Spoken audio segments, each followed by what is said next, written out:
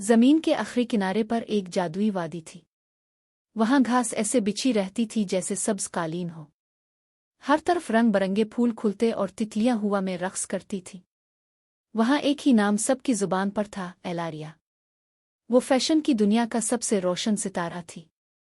इसके बाल सुनहरी धूप की तरह चमकते और उसकी मुस्कुराहट इतनी दिलकश थी कि देखने वाला पलक झपकना भूल जाता। लेकिन इसकी सबसे खास पहचान इसकी सुनहरी हेल्स थी। ऐसे जूते जो हर कदम पर सितारों की बारिश करते और जिन्हें देखकर हर परी का दिल ठहर जाता।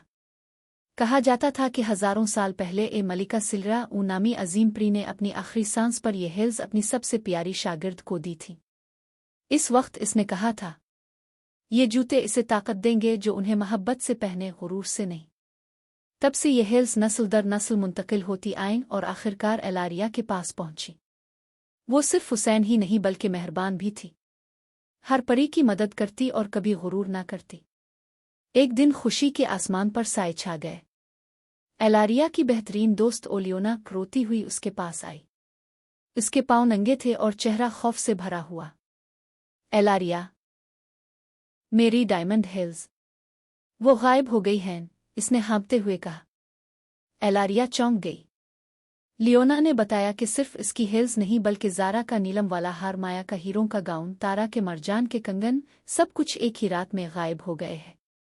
पुरानी परियां कहा करती थीं कि रात को काले साए मोहल्लों में घूमते हैं और जिसके पास से गुजरते हैं वो चंद दिनों में अपनी सबसे कीमती चीज़ खो देता है।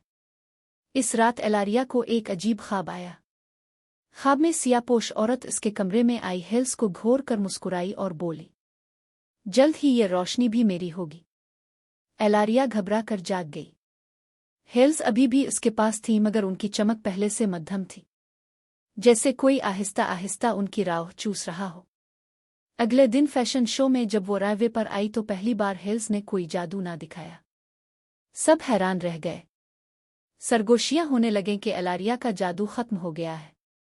वो घबरा कर अपने कमरे में दौड़ी। हिल्स को गौर से देखा तो उनके नीचे एक काला निशान बना हुआ था जो अजदहे की तरह दिखाई देता था। वो और लियोना फौरन आसमानी कुतुब खाने गईं और पुरानी किताबों में ये निशान ढूंढने लगे। आखिरकार उन्हें जादुई चोरी की कदीम रसूमात नामी किताब में ये राज मिला। लिखा था कि ये जादू किसी शय की राह चरा लेता है। पहले दिन इसकी रोशनी मध्यम हो जाती है, दूसरे दिन खत्म हो जाती है, तीसरे दिन मालिक का दिल पत्थर बन जाता है और सातवें दिन वो हमेशा के लिए पत्थर में बदल जाता है। एलारिया कांप उठी। मतलब मेरा वक्त खत्म हो रहा है। लियोना ने कहा, इस जादू का मरकज आइनों की घाटी है, वहीं जाना होगा वरना सब खत्म हो जाएगा। दोनों ने सफर शुरू किया। जब वो घाटी में पहुंची तो देखा कि वहां अजीब साए घूम रहे थे। वो बोले, हम भी कभी रोशन परियां थे मगर एक जादूगरनी ने हमारी रोशनी चरा ली। अब हम अंधेरों में कैद हैं। एलारिया ने हिम्मत जमा की और कहा, हम इस जादूगरनी को रोकेंगे। घाटी के बीचों बीच एक बुलंद आईना खड़ा था।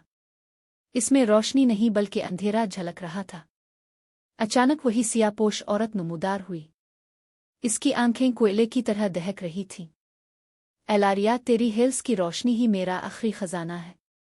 दे दे, वरना तो भी पत्थर बन जाएगी। एलारिया ने दिल पर हाथ रखा। हिल्स की मध्यम रोशनी बुझने ही वाली थी, लेकिन इसे मलिका सिल्रा के अल्फाज याद आए, ये ताकत सिर्फ मोहब्बत करने वाले को बचाएगी, गुरूर करने वाले को नहीं। इसने लियोना की तरफ देखा, फिर उन अंधेरों में खोई परियों की तरफ। इसकी आंखों में हमदर्दी के आंसू आ गए। अगर ये रोशनी सिर्फ मेरे लिए है तो इसकी कोई कीमत नहीं। मैं चाहती हूं कि ये सब की हो। इसने सुनहरी हेल्स उतार कर जमीन पर रख दें और दुआ की, ए खालिक नूर, इस रोशनी को सिर्फ मेरे लिए नहीं बल्कि सबके लिए जिंदा कर दे।